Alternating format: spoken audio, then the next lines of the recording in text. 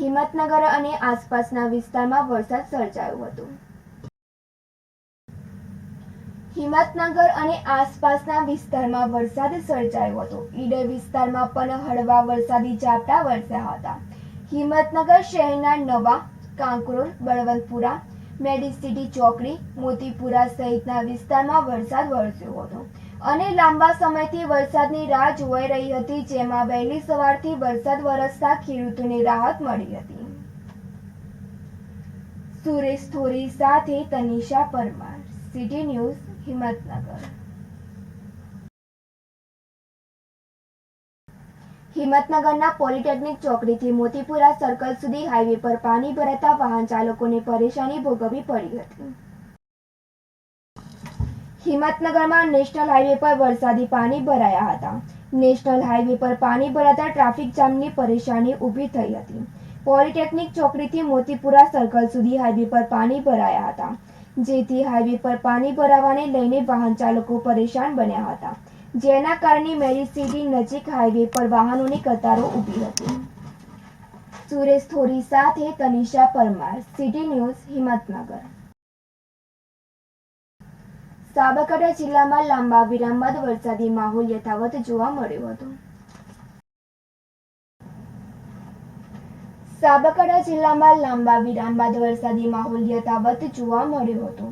હિંમતનગર પંથકમાં બપોર બાદ ફરી વરસાદ વરસ્યો હતો, જેથી હિંમતનગર શહેરના મોતીપુરા, સહકારી જૈન, છાપરિયા સહિતના વિસ્તારમાં વરસાદ વરસ્યો હતો.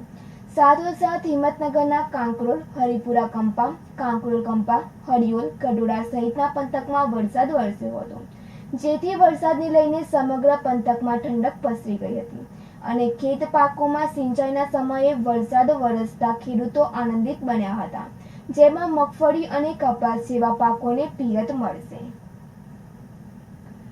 સુરેશ થોરી સાથે તનિષા પરમાર, સિટી ન્યૂઝ, હિંમતનગર. હિંમતનગરમાં આવેલ વિદ્યાનગરી ખાતે વર્ષ 2024માં નવા પ્રવેશ મેળવેલ વિદ્યાર્થીઓનો પ્રવેશોત્સવ કાર્યક્રમ દબદબાભેર સંપન્ન થયો હતો.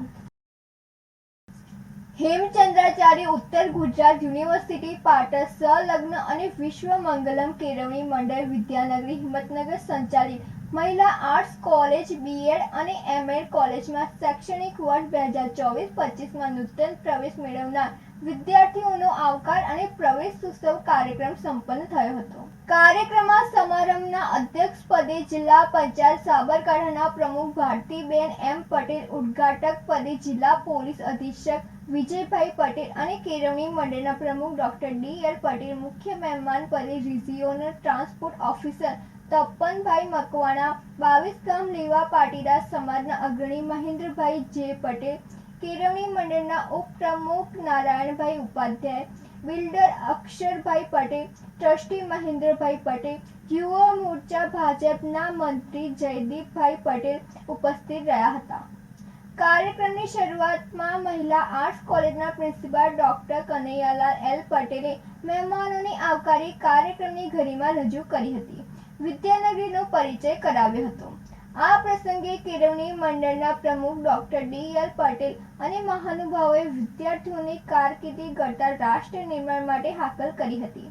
સાથોસાથ ટેકનોલોજી અને મૂલ્યોનો ઉપયોગ કરી દેશને એક નવી ઊંચાઈ ઉપર લઈ જવા ભાર મૂક્યો હતો. સમગ્ર કાર્યક્રમનું સંચાલન professor doctor Arvind S. Patel અને આભાર વિધિ પ્રિન્સિપાલ ડોક્ટર અલકાબેન શાહે કરી હતી. આ પ્રસંગે વિદ્યાર્થીનીઓ દ્વારા રંગારંગ સાંસ્કૃતિક કાર્યક્રમો રજૂ કરવામાં આવ્યા હતા. કાર્યક્રમને સફળ બનાવવા માટે professor Prakashkumar Patel, principal doctor L H. Patel તેમજ સૌ સ્ટાફ મિત્રો અને મોટી સંખ્યામાં હાજર રહી વિદ્યાર્થીઓના સહકારથી કાર્યક્રમ સફળ રહ્યો હતો.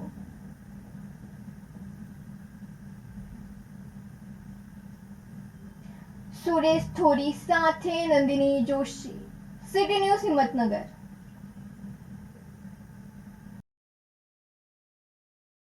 Himmatnagar B division police station મોત નંબર 08/2024 BNSS કલમ 194ના કામે મરણ જનાર લાશનો વારસાદાર મળી આવેલ ન હોવાથી કોઈને કઈ માહિતી હોય તો સંપર્ક કરવા વિનંતી છે. Himmatnagar B division police station મોત નંબર 8/2024 BNSS કલમ 194 મુજબના કામે મરણ જનાર અજાણ્યો પુરુષ ઉંમર વર્ષ આશરે 60નો ગઈ તારીખ 9/7/2024ના 36 કલાકે હિંમતનગર ટાવર સર્કલ પાસે આવેલ હનુમાનજી મંદિર પાસે કોઈ પણ કારણોસર બીમાર પડતા 108 મોબાઈલ મારફતે હિંમતનગર સિવિલ હોસ્પિટલ ખાતે સારવાર શરૂ કરતા તારીખ 23/7/2024ના રોજ 7:45 કલાકે હિંમતનગર સિવિલ ખાતે સારવાર દરમિયાન મરણ ગયેલ હોય જે અજાણ્યા પુરુષનો કોઈ વાલી વારસદાર મળી આવેલ નહોતો। આ મરણ જનાર પુરુષ બાબતે આપને કોઈ જાણકારી મળે તો Himmatnagar B division police station telephonic number 02772 245024 પર સંપર્ક કરવા વિનંતી છે। બિંદેશ માંડલિયા સાથે તનિષા પરમાર, સિટી ન્યૂઝ, હિંમતનગર। સાબરકાંઠા જિલ્લામાં પ્રાકૃતિક ખેડૂત ભાઈઓ બહેનોનો પ્રેરણા પ્રવાસ યોજાયો હતો। સાબરકાંઠા જિલ્લામાં આત્મા પ્રોજેક્ટ અંતર્ગત વિવિધ ગામોના ખેડૂત ભાઈઓ તેમજ મહિલાઓને પ્રાકૃતિક વિકાસ બોર્ડ દ્વારા જિલ્લા અંદર પ્રેરણા પ્રવાસ કરવામાં આવ્યો હતો। પ્રેરણા પ્રવાસ દરમિયાન શ્રીનાથજી ગૌશાળા ગઢોડા તેમજ ભાવપુર ઋષિ સાંસ્કૃતિક પ્રાકૃતિક કૃષિ ફાર્મ ગાંગોઈ તેમજ હિંમતનગર ખાતેના પ્રાકૃતિક ફાર્મની મુલાકાત લીધી હતી, જેમાં વિવિધ શાકભાજી તેમજ વિવિધ બાગાયતી પાકોની માહિતી તેમજ જીવામૃત, ઘન જીવામૃત, આચ્છાદન જેવા વિવિધ અસ્ત્રોની માહિતી મોડલ ફાર્મના ખેડૂત એવા રાજેશભાઈ પ્રજાપતિ દ્વારા આપવામાં આવી હતી। માહિતી બ્યુરો સાથે નંદિની જોશી, સિટી ન્યૂઝ, હિંમતનગર। હિંમતનગર નાગરિક સહકારી બેંકનો 60મી વાર્ષિક સાધારણ સભા યોજાઈ હતી। માર્ચ 2024ના અંતે બેંકની ડિપોઝિટો 23.43 કરોડ વધીને 317.60 કરોડની થઈ। ડિજિટલ પેમેન્ટ માટે ઉત્તર ગુજરાતમાં નાગરિક બેંકનો પોતાનો QR કોડ હોવાની જાણકારી આપી હતી। હિંમતનગર નાગરિક સહકારી બેંકની 60મી વાર્ષિક સાધારણ સભા આજે હિંમતનગરના મહાવીરનગરમાં ખેડ તસિયા રોડ પર આવેલ દિગંબર જૈનવાડી ખાતે બેંકના ચેરમેન હિરેનભાઈ ગોરની અધ્યક્ષતામાં યોજાઈ હતી।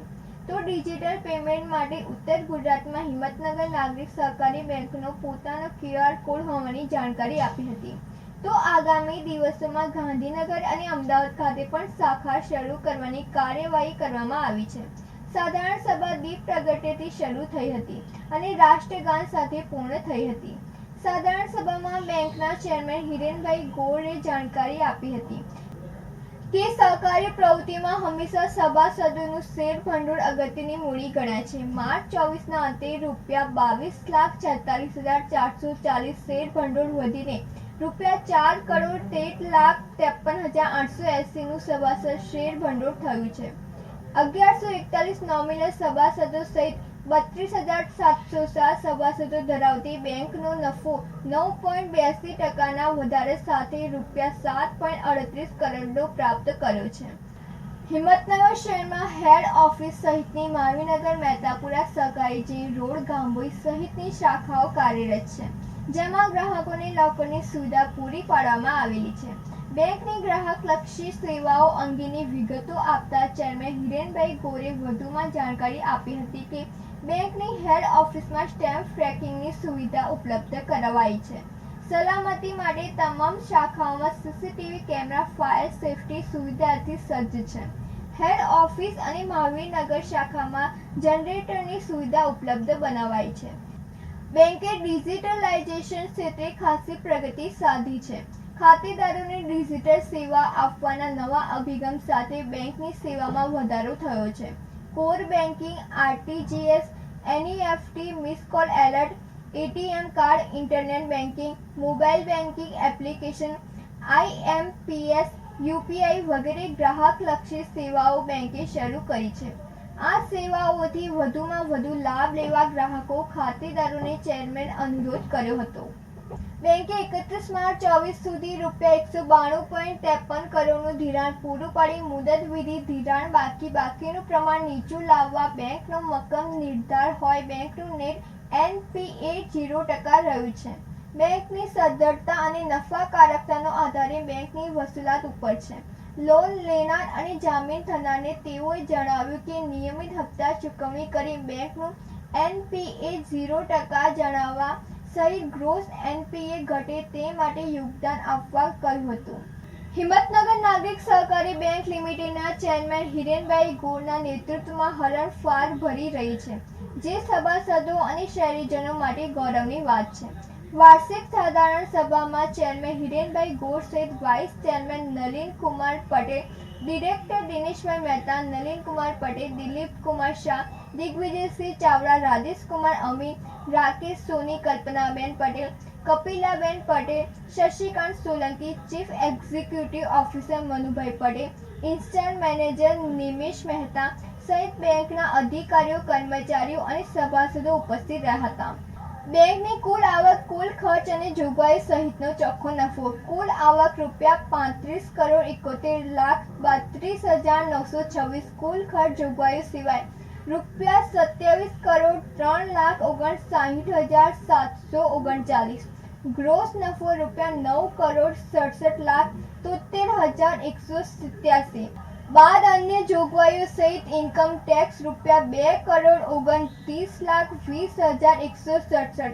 ચોખ્ખો નફો ₹7,38,53,000. સુરેશ થોરી સાથે નંદિની જોશી, સિટી ન્યૂઝ હિંમતનગર.